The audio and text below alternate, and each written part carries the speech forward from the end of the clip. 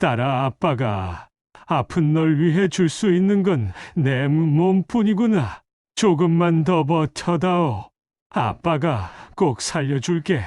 미국 시애틀에서 자동차 정비공으로 평생을 살아온 60세 아버지는 30살 딸의 시한부 선고를 듣습니다. 간이 망가져 살 날이 얼마 남지 않았다는 의사의 말에 그는 간절히 부탁합니다. 내 목숨이라도 내놓을 테니 제발 내 딸 좀 살려주시오. 하지만 미국 의료 시스템은 그를 가로막았습니다.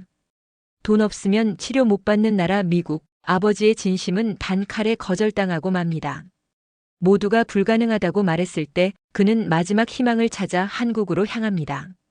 수많은 우여곡절 끝에 아버지는 딸을 위해 수술대에 오르게 됩니다. 오늘의 이야기는 단순한 부성애가 아닙니다. 사랑과 희생, 그리고 대한민국 의료의 기적이 만든 믿을 수 없는 실화입니다. 영상 시작 전에 눈물 닦으실 손수건 준비해 주시고요. 먼저 구독과 좋아요로 당신의 따뜻한 마음을 남겨주세요. 앞으로도 감동의 영상에 여러분의 마음을 담겠습니다. 그럼 사연 바로 시작합니다. 저는 존 밀러, 올해 60살입니다. 시애틀에서 평생 자동차를 고쳐온 정비사였어요. 아내를 일찍 잃고 혼자 키운 딸 에밀리가 제 전부였습니다. 그날은 토요일 아침이었어요. 에밀리가 갑자기 복통을 호소하며 쓰러졌습니다. 얼굴이 노랗게 변해 있었어요. 급하게 응급실로 달려갔죠. 손발이 떨렸지만 딸을 안고 차에 태우는 순간만큼은 침착해야 했습니다.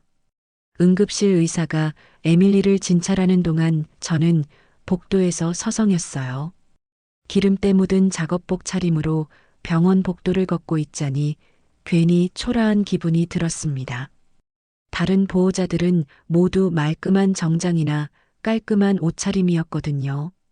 간 기능이 심각하게 저하되어 있다는 진단이 나왔습니다. 유전성 질환으로 보인다며 즉시 정밀 검사가 필요하다고 했어요. 의사의 말이 귓속으로 들어오지 않았습니다. 에밀리는 침대에 누워 힘없이 눈을 감고 있었어요. 30살 딸이 이렇게 아픈 모습을 보니 가슴이 찢어지는 것 같았습니다. 검사 결과는 더욱 충격적이었어요. 희귀 간질환으로 간 기능이 20%도 남지 않았다는 거였습니다. 의사는 담담하게 설명했습니다. 간이식이 유일한 방법이지만 대기자 명단이 길어서 보통 2년 정도 기다려야 한다고 했어요. 2년이라고요? 에밀리에게는 몇 개월밖에 시간이 없다고 하면서요? 제가 돈을 더 내면 빨리 받을 수 있는지 물어봤습니다. 의사는 미안하다는 표정을 지으며 그런 식으로는 안 된다고 했어요. 다만 VIP 회원이나 특별보험이 있으면 좀 더 빠를 수도 있다고 덧붙였습니다. VIP 회원이요. 평생 정비소에서 기름때 묻혀가며 살아온 제가 무슨 VIP 회원이겠어요. 에밀리는 사회복지 일을 하며 착하게 살아왔는데 돈이 없다고 죽어야 한다는 말인가요? 그 순간 미국이라는 나라가 참 잔인하다는 생각이 들었습니다.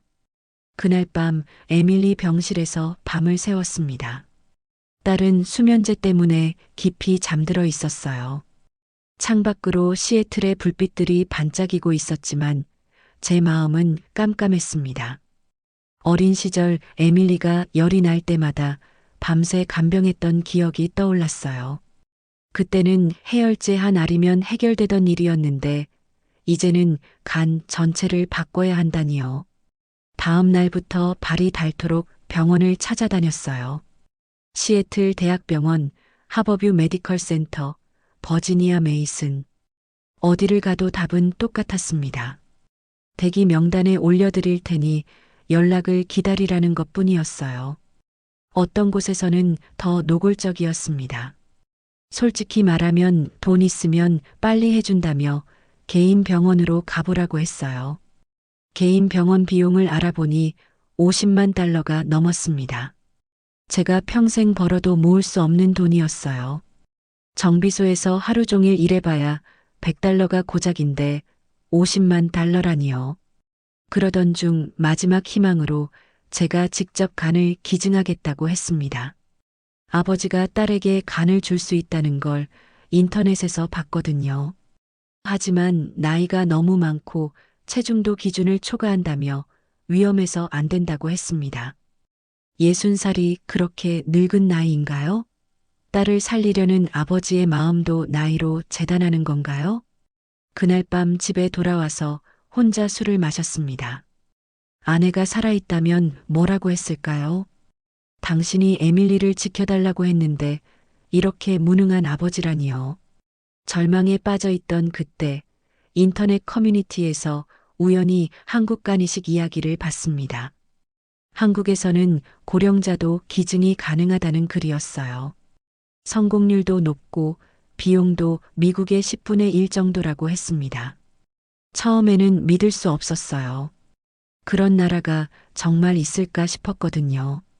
그런데 후기들을 하나씩 읽어보니 진짜였습니다. 외국인도 차별 없이 치료해준다는 이야기들이 가득했어요.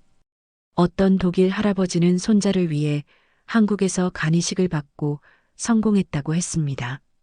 또 다른 캐나다 부부는 한국 의료진의 친절함에 감동했다며 긴 후기를 남겼어요. 그때 처음으로 마음속에서 희망이라는 게 꿈틀거렸습니다. 이게 진짜 의료구나 생각했어요. 돈에 많고 적음이 아니라 생명을 살리는 것이 목적인 진짜 의료 말이에요.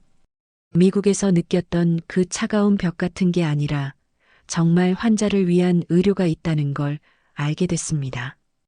에밀리에게 한국행을 제안했을 때 딸은 걱정부터 했습니다. 너무 먼 나라이고 언어도 안 통한다고 했어요. 하지만 저는 괜찮다고 아빠가 다 알아볼 테니 중요한 건 내가 살아야 한다는 거라고 했습니다. 비행기 표를 끊으면서도 떨렸습니다. 한 번도 가본 적 없는 나라, 한국이라는 곳으로 가서 정말 딸을 살릴 수 있을까요? 하지만 미국에서는 더 이상 희망이 없었어요. 이것만이 유일한 길이었습니다. 그날 밤 에밀리의 어린 시절 사진들을 보며 울었습니다. 이 아이만큼은 꼭 살려내겠다고 다짐했어요. 2장 인천공항에 도착했을 때의 첫인상은 깔끔함이었습니다. 미국 공항과는 뭔가 달랐어요. 안내 표지판부터 시설까지 모든 게 정돈되어 있었습니다. 에밀리는 긴 비행으로 지쳐 있었지만 눈빛만은 또렷했어요. 서울성 모병원으로 가는 택시 안에서 창밖을 내다봤습니다. 고층 빌딩들이 끝없이 이어져 있었고 사람들이 바삐 걸어가는 모습이 시애틀과는 사뭇 달랐어요. 택시기사분은 영어를 못하셨지만 병원 이름을 보여드리니 고개를 끄덕이며 친절하게 안내해 주셨습니다. 병원에 도착한 순간 놀랐습니다. 규모가 상상보다 훨씬 컸어요. 로비에는 환자들과 보호자들로 붐볐는데 그 와중에도 질서정연했습니다.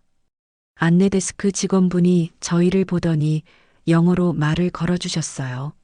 미리 예약해둔 상담을 위해 간이식 센터로 올라갔습니다. 복도를 걸으면서 느낀 건데 이곳 의료진들의 표정이 달랐어요. 미국 병원에서 봤던 그 차가운 업무적인 얼굴이 아니라 뭔가 따뜻한 느낌이 있었습니다.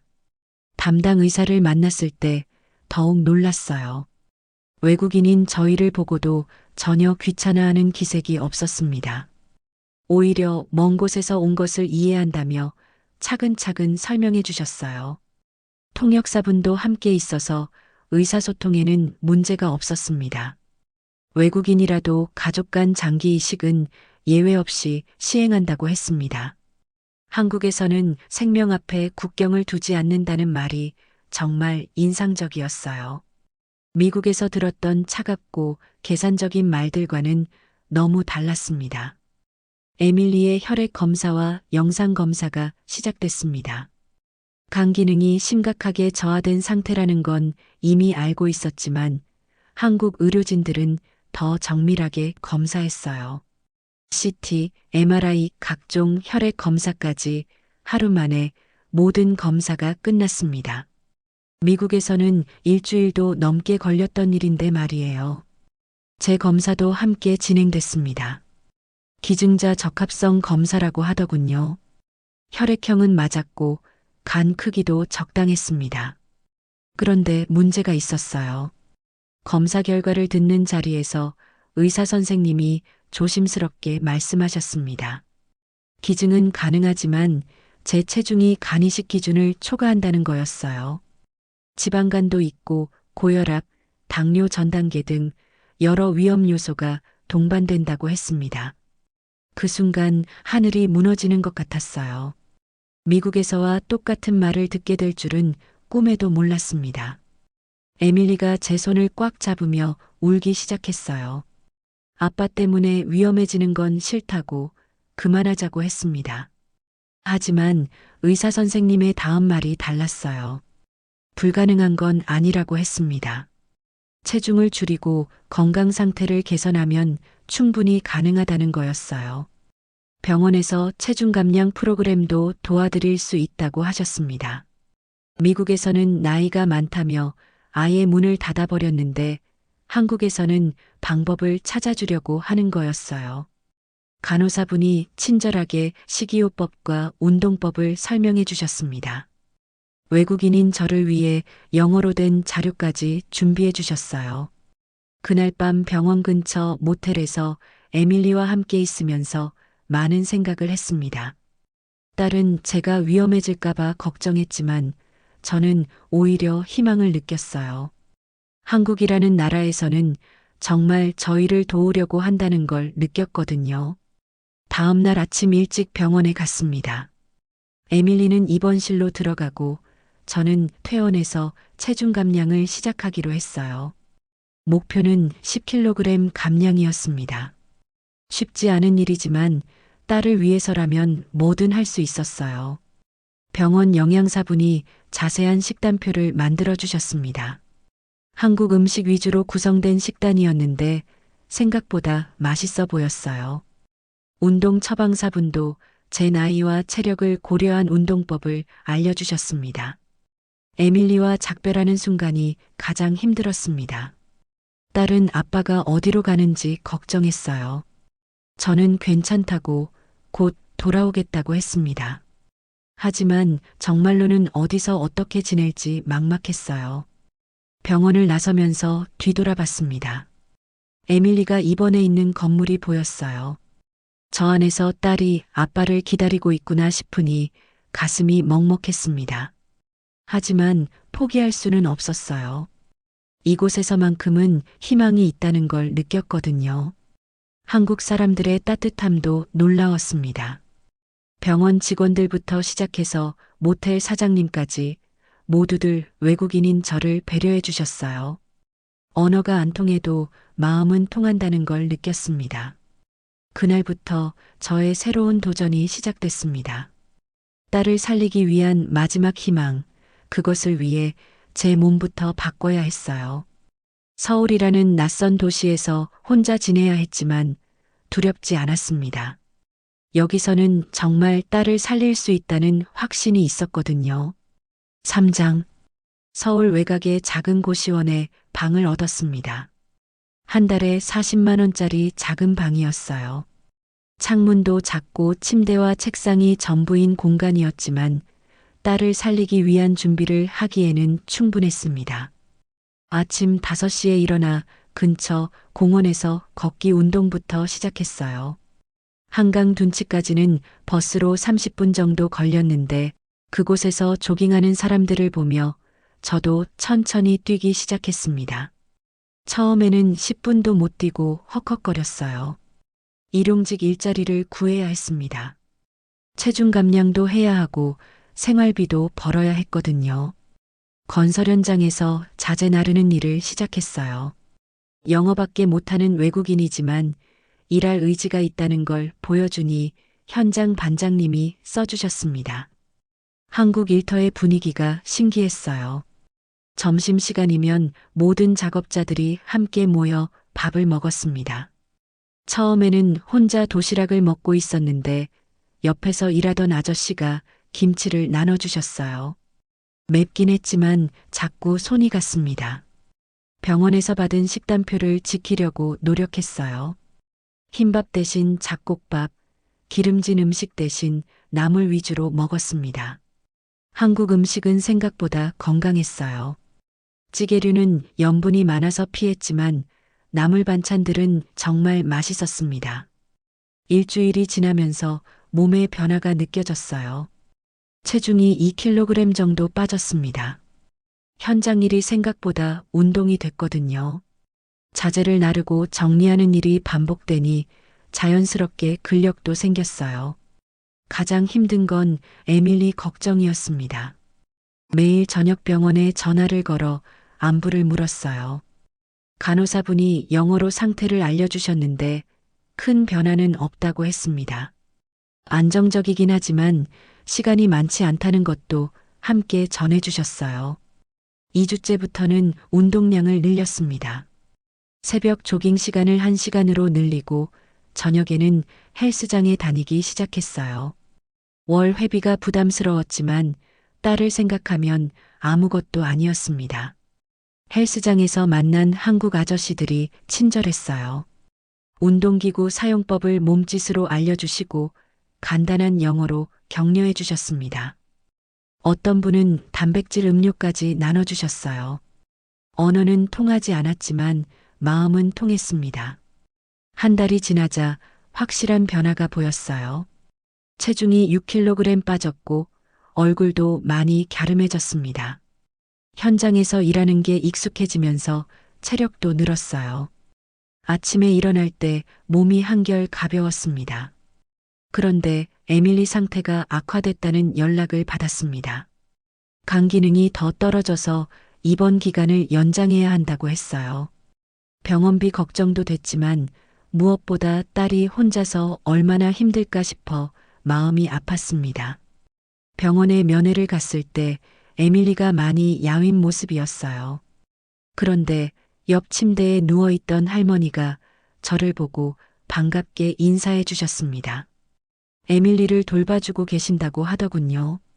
한국말을 못하는 에밀리를 위해 간병인분이 영어 단어를 외워서 대화해 주신다고 했어요.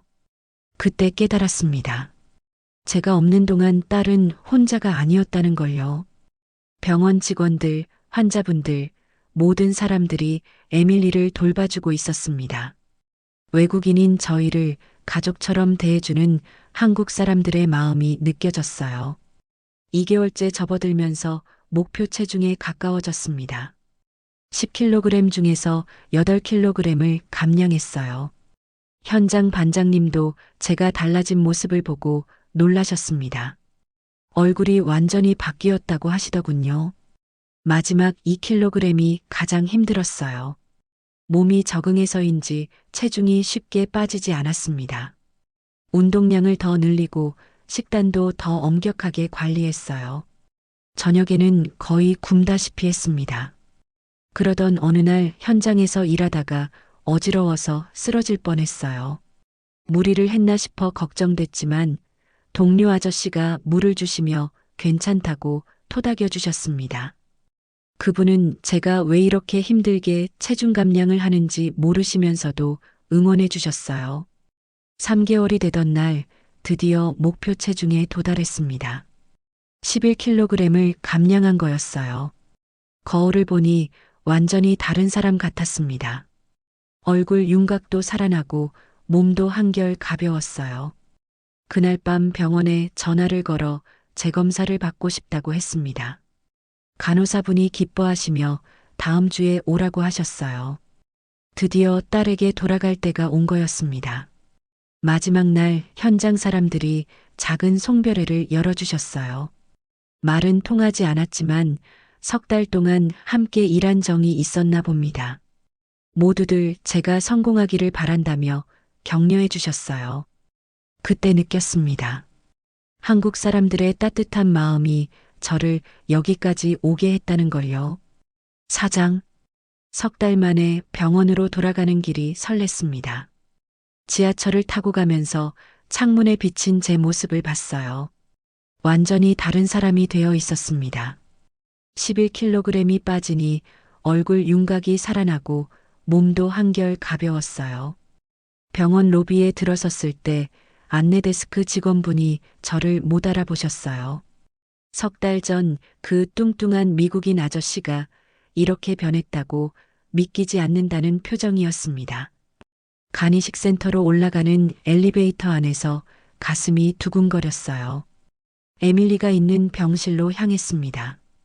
복도를 걸으면서 간호사분들이 저를 보고 놀라는 모습이 보였어요. 어떤 분은 정말 존 씨가 맞냐고 물어보기도 했습니다. 그만큼 많이 변한 거겠죠. 병실 문을 열었을 때 에밀리의 표정을 잊을 수 없습니다. 처음엔 누구인지 몰라보다가 제 목소리를 듣고 나서야 아빠라는 걸 알아챘어요. 그리고는 울음을 터뜨렸습니다. 석 달 동안 얼마나 보고 싶었는지 알 수 있었어요. 딸을 안았을 때 에밀리가 많이 마른 걸 느꼈습니다. 뼈만 남은 것 같은 몸이었어요. 그동안 얼마나 힘들었을까 싶어 미안했습니다. 하지만 이제 곧 모든 게 해결될 거라고 위로해줬어요. 옆 침대에 계시던 할머니가 반갑게 맞아주셨습니다. 에밀리를 석 달 동안 돌봐주신 분이었어요. 한국말을 못하는 에밀리를 위해 영어 단어를 외워서 대화해 주셨다고 했습니다.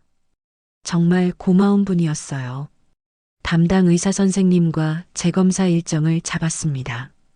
이틀 후에 모든 검사를 다시 받기로 했어요. 혈액 검사, 영상 검사, 심폐기능 검사까지 전면적인 재평가가 필요하다고 했습니다.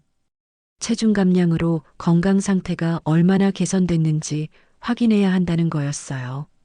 검사 받기 전날 밤 에밀리와 오랜만에 긴 이야기를 했습니다. 딸은 제가 없는 동안 얼마나 무서웠는지 털어놓았어요. 하지만 병원 사람들이 모두 친절해서 견딜 수 있었다고 했습니다. 특히 김수연 간호사님이 매일 안부를 물어봐 주셨다고 하더군요. 검사 당일 아침 일찍 병원에 갔습니다. 혈액을 뽑을 때 간호사분이 제 팔을 보고 놀라셨어요. 근육이 생겨서 혈관이 더 잘 보인다고 하시더군요. 석 달간의 노력이 헛되지 않았다는 걸 느꼈습니다. CT 촬영을 받을 때가 가장 떨렸어요. 지방간이 얼마나 개선됐는지 확인하는 중요한 검사였거든요.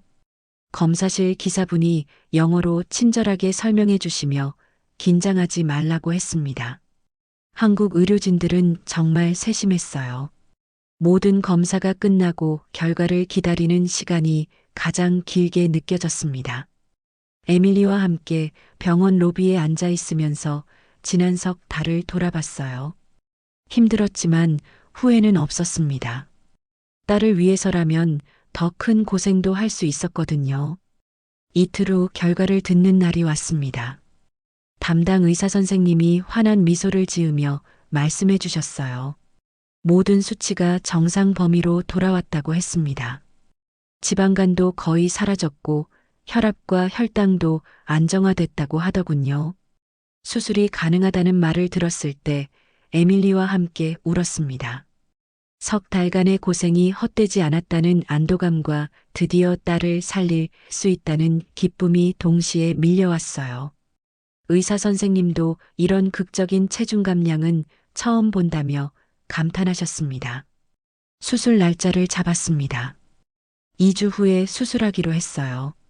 그동안 최종 준비를 하고 컨디션을 조절해야 한다고 했습니다. 에밀리도 수술을 위한 준비 과정에 들어갔어요. 그날 밤 에밀리가 제 손을 꽉 잡고 말했습니다. 아빠 덕분에 살 수 있게 됐다고, 정말 고맙다고 했어요. 하지만 저는 오히려 에밀리에게 고마웠습니다. 딸이 있어서 제가 이렇게 변할 수 있었거든요. 병원 복도를 걸으면서 처음 왔을 때와 지금을 비교해 봤습니다. 석 달 전에는 절망에 빠진 채 딸을 구할 방법을 찾고 있었어요. 지금은 수술을 앞둔 희망에 찬 아버지가 되어 있었습니다. 김수연 간호사님이 축하해 주셨어요. 에밀리를 석 달 동안 돌봐주신 분이었거든요. 외국인 환자를 이렇게 정성스럽게 챙겨주는 모습에 감동했습니다. 한국 의료진들의 따뜻한 마음을 느낄 수 있었어요. 수술 전 마지막 상담에서 의사 선생님이 말씀하셨습니다. 이런 케이스는 의료진들에게도 특별하다고 했어요. 아버지가 딸을 위해 이렇게까지 노력하는 모습을 보며 많은 것을 느꼈다고 하시더군요. 그때 깨달았습니다. 제가 변한 건 몸만이 아니었다는 걸요. 마음도 달라져 있었어요. 석 달 전까지만 해도 절망적이고 무기력했는데 이제는 희망과 확신으로 가득했습니다.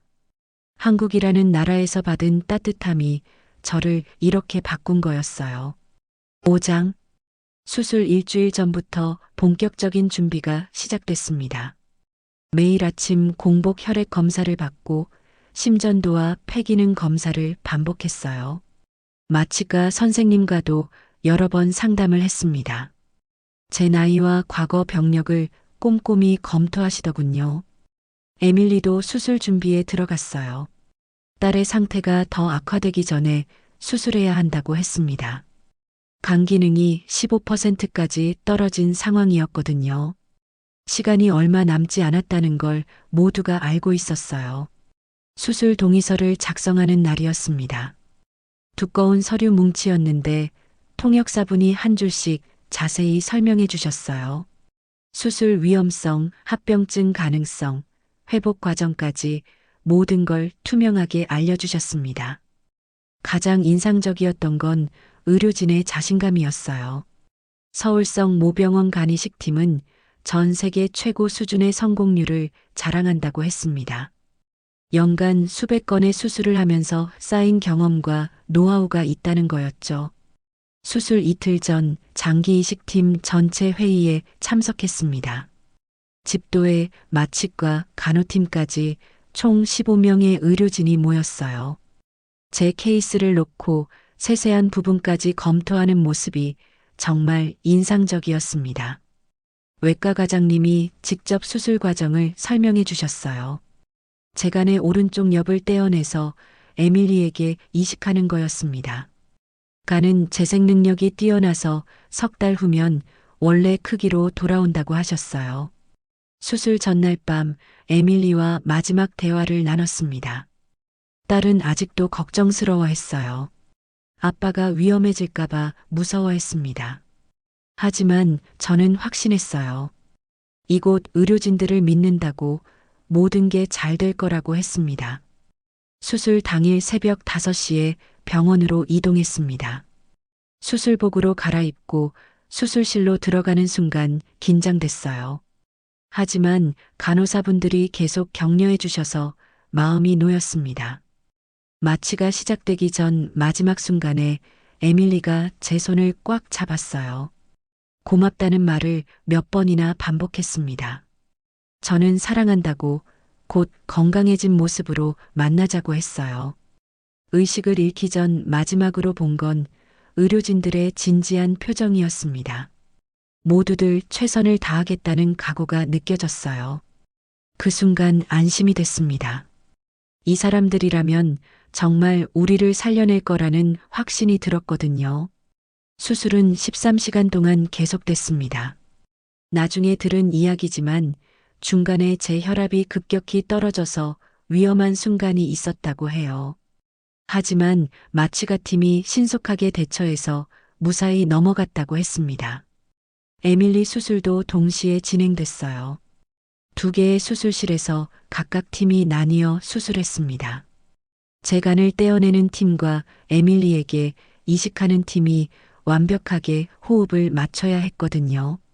의식을 되찾은 건 다음 날 오후였습니다. 회복실에서 눈을 떴는데 온몸이 아팠어요. 하지만 살아있다는 것만으로도 감사했습니다. 간호사분이 수술이 성공적으로 끝났다고 알려주셨어요. 에밀리도 무사히 수술이 끝났다는 소식을 들었습니다. 이식받은 간이 잘 자리 잡고 있다고 했어요. 아직 중환자실에 있지만 생체 징후가 안정적이라고 하더군요.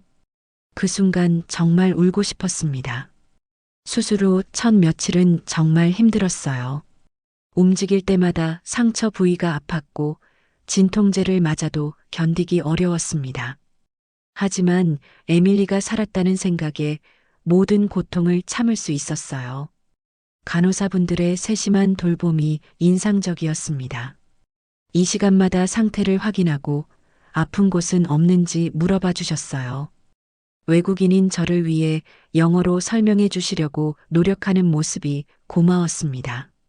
사흘째 되는 날 드디어 에밀리를 만날 수 있었습니다. 휠체어를 타고 중환자실로 갔어요. 각종 기계에 연결되어 있는 딸의 모습이 안쓰러웠지만 숨을 쉬고 있다는 것만으로도 기뻤습니다. 에밀리가 제 목소리를 듣고 눈을 떴어요. 말은 할 수 없었지만 눈빛으로 고맙다는 표현을 했습니다. 제 손을 꽉 잡는 힘이 예전보다 강해진 것 같았어요. 새로운 간이 제대로 일하고 있다는 증거였죠. 담당 의사 선생님이 수술 결과를 설명해 주셨습니다. 이식받은 간이 완벽하게 기능하고 있다고 했어요. 며칠 더 지켜본 후 일반 병실로 옮길 수 있을 거라고 하셨습니다. 그때 느꼈습니다. 한국이라는 나라에서 기적을 경험했다는 걸요. 미국에서는 불가능하다고 했던 일이 여기서는 현실이 됐습니다. 돈이 없어도 외국인이어도 생명을 구할 수 있는 곳이 바로 이곳이었어요. 회복실에서 일주일을 보낸 후 일반 병실로 옮겼습니다. 에밀리도 같은 날 중환자실에서 나와 제 옆 침대로 왔어요. 석 달 만에 다시 나란히 누워 있으니 꿈 같았습니다. 딸의 얼굴에 생기가 돌아오는 게 눈에 보였어요. 새로 받은 간이 제대로 일하고 있다는 증거들이 하나씩 나타났습니다. 에밀리의 노란 피부색이 점점 정상으로 돌아왔어요. 식욕도 생겨서 죽을 한 그릇씩 먹기 시작했습니다. 담당 의사 선생님이 매일 와서 확인해 주시는데 회복 속도가 예상보다 빠르다고 하셨어요. 저도 생각보다 빨리 회복됐습니다. 처음 며칠은 침대에서 일어나는 것도 힘들었는데 일주일 후부터는 복도를 걸을 수 있었어요. 간이 재생되고 있다는 걸 몸으로 느낄 수 있었습니다. 김수연 간호사님이 매일 저희를 챙겨주셨어요. 에밀리가 석 달 동안 혼자 있을 때도 돌봐주신 분이었거든요. 이제는 저희 가족 같은 존재가 되셨습니다. 간단한 영어로 대화하시면서 항상 밝은 미소를 보여주셨어요. 병실에 다른 환자분들도 계셨는데 모두들 저희를 응원해 주셨습니다. 특히 옆 침대 할아버지는 매일 사탕을 주시며 에밀리가 빨리 나아야 한다고 하셨어요. 언어는 통하지 않았지만 따뜻한 마음은 충분히 전해졌습니다. 2주째부터는 병동에서 간단한 자원봉사를 시작했습니다. 걸을 수 있을 정도로 회복됐거든요. 휠체어 밀어드리거나 물 떠다 드리는 일이었지만 누군가에게 도움이 된다는 게 뿌듯했어요. 에밀리도 조금씩 활동량을 늘려갔습니다. 처음에는 침대에서 앉아 있는 것만으로도 힘들어 했는데 2주 후에는 병실 밖으로 나와 복도를 걸을 수 있었어요. 새로운 간이 제 역할을 충실히 하고 있다는 증거였습니다. 병원 음식도 생각보다 맛있었어요. 특히 미음과 중류는 정말 부드럽고 소화가 잘 됐습니다. 영양사분이 저희 상태에 맞는 특별 식단을 짜주셨거든요. 한국 음식의 건강함을 다시 한번 느꼈습니다. 가장 감동적이었던 건 병원 직원들의 세심한 배려였어요. 청소하시는 아주머니까지도 저희에게 관심을 가져주셨습니다. 매일 아침 병실을 청소하시면서 컨디션은 어떤지 물어봐 주셨어요. 3주째 되던 날 담당 의사 선생님이 퇴원 일정을 말씀해 주셨습니다. 모든 수치가 정상으로 돌아왔고 이식받은 간도 완전히 자리 잡았다고 하셨어요. 일주일 후면 퇴원할 수 있을 거라고 했습니다. 그 소식을 들었을 때 에밀리와 함께 기뻐했어요. 마침내 정상적인 생활로 돌아갈 수 있다는 희망이 생겼습니다. 하지만 한편으로는 이 병원을 떠난다는 게 아쉬웠어요. 이곳에서 너무 많은 사랑을 받았거든요. 퇴원 전 마지막 검사를 받았습니다. 혈액 검사, CT 촬영까지 모든 결과가 완벽했어요. 재간도 예상보다 빠르게 재생되고 있었고, 에밀리의 새로운 간도 정상적으로 기능하고 있었습니다. 병원장님이 직접 저희를 만나러 오셨어요. 외국인 환자에게 이런 관심을 보여주시는 게 놀라웠습니다. 한국에서는 생명 앞에 국경을 두지 않는다는 말씀이 가슴에 와 닿았어요. 퇴원 전날 밤 에밀리와 긴 대화를 나눴습니다. 딸은 이제 완전히 새로운 삶을 살 수 있게 됐다고 했어요.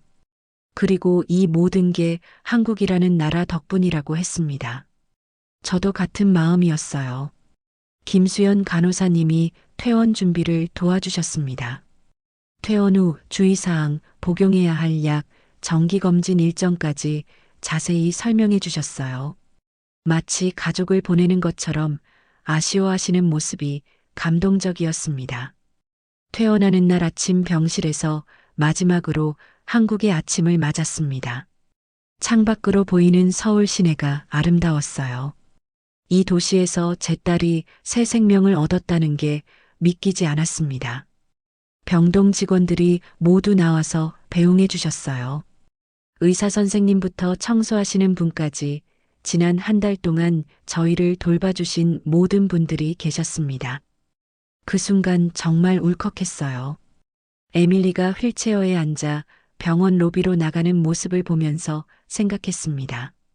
석 달 전 절망에 빠진 채 이곳에 왔는데 이제는 희망을 안고 나가는 거구나. 한국이라는 나라가 저희 가족에게 기적을 선물해 준 거였어요. 퇴원 후 한 달간 회복 여행을 하기로 했습니다. 바로 미국으로 돌아가기보다는 한국에서 충분히 회복한 후 가는 게 좋겠다고 의사 선생님이 권해주셨거든요. 에밀리도 한국을 더 보고 싶다고 했어요. 서울에서 며칠 더 머물면서 궁궐과 박물관을 둘러봤습니다. 경복궁을 걸으면서 에밀리가 말했어요. 이런 아름다운 문화를 가진 나라에서 새 생명을 얻게 되어 영광이라고요. 저도 같은 마음이었습니다. 그 후 경북 안동으로 향했습니다. 한국의 전통 문화를 제대로 느껴보고 싶었거든요. 기차를 타고 가는 동안 창밖 풍경이 아름다웠어요. 산과 들이 어우러진 모습이 마음을 평온하게 해줬습니다. 안동에서는 한옥 게스트하우스에 머물기로 했어요. 주인 할머니가 저희를 보자마자 반갑게 맞아주셨습니다. 외국인 부녀가 수술을 받고 회복하러 왔다고 하니 더욱 정성스럽게 돌봐주셨어요. 온돌방에서 자는 첫날 밤이 신기했습니다. 바닥이 따뜻해서 몸 전체가 포근했어요. 에밀리도 이런 난방 시스템은 처음이라며 신기해했습니다. 한국 선조들의 지혜가 느껴졌어요. 할머니가 직접 만들어주신 한식을 먹으면서 감동했습니다. 된장찌개, 나물 반찬, 김치까지 모든 게 집에서 만든 음식이었어요. 정성이 들어간 음식의 맛은 정말 달랐습니다. 에밀리도 한국 음식이 이렇게 맛있는지 몰랐다고 했어요. 마을 사람들도 저희를 따뜻하게 대해주셨습니다. 산책을 나가면 지나가는 분들이 인사해 주시고 어떻게 지내시냐고 물어봐 주셨어요. 작은 시골 마을이지만 사람들의 마음은 정말 넓었습니다. 어느 날 할머니가 저희 이야기를 듣고 눈물을 흘리셨어요. 아버지가 딸을 위해 간을 줄 수 있다니 대단한 아버지라고 하셨습니다. 그리고 한국에서 수술받아서 다행이라고 이곳 의료진들이 정말 훌륭하다고 하셨어요. 안동 하회마을을 구경하면서 한국의 전통 가옥을 봤습니다. 수백 년 된 집들이 그대로 보존되어 있는 모습이 인상적이었어요. 가족이 대대로 함께 살아온 흔적들이 느껴졌습니다. 에밀리가 한국 전통 의상인 한복을 입어보고 싶다고 했어요.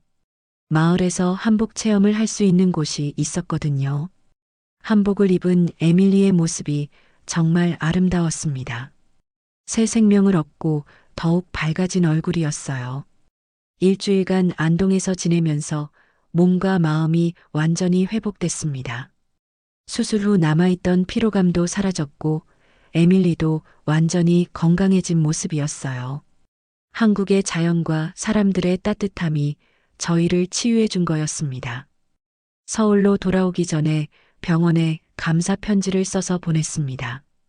저희를 살려주신 의료진들과 모든 직원분들께 고마운 마음을 전하고 싶었거든요. 에밀리도 함께 편지를 써서 보냈어요. 병원에서 연락이 왔습니다. 저희 케이스가 성공 사례로 병원 게시판에 소개됐다고 하더군요. 희망의 이식이라는 제목으로 많은 환자분들에게 용기를 주고 있다고 했습니다. 뿌듯한 마음이 들었어요. 마지막으로 서울성 모병원을 다시 방문했습니다. 정기검진도 받고 그동안 돌봐주신 분들께 인사드리기 위해서였어요. 김수연 간호사님을 비롯해 많은 분들이 저희를 반갑게 맞아주셨습니다. 담당 의사 선생님이 최종 검사 결과를 알려주셨어요. 모든 수치가 완벽하다고 하시더군요. 이제 정말 걱정 없이 미국으로 돌아갈 수 있다고 했습니다. 정기적으로 검진만 받으면 된다고 하셨어요. 그때 에밀리가 갑자기 말했습니다. 미국으로 돌아가기 전에 이 병원에서 자원봉사를 해보고 싶다고요. 자신이 받은 도움을 다른 환자들에게 돌려주고 싶다고 했습니다. 저도 그 마음을 이해할 수 있었어요. 병원에서 단기 자원봉사 프로그램이 있다고 알려주셨습니다. 외국인도 참여할 수 있다고 하더군요. 에밀리는 영어를 할 수 있으니까 외국인 환자들을 도울 수 있을 거라고 했습니다. 한국에서의 마지막 밤이었습니다. 호텔 창밖으로 보이는 서울 야경을 보면서 지난 몇 개월을 돌아봤어요. 절망에서 시작해서 희망으로 끝나는 여행이었습니다. 한국이라는 나라가 저희 가족을 완전히 바꿔놓았어요.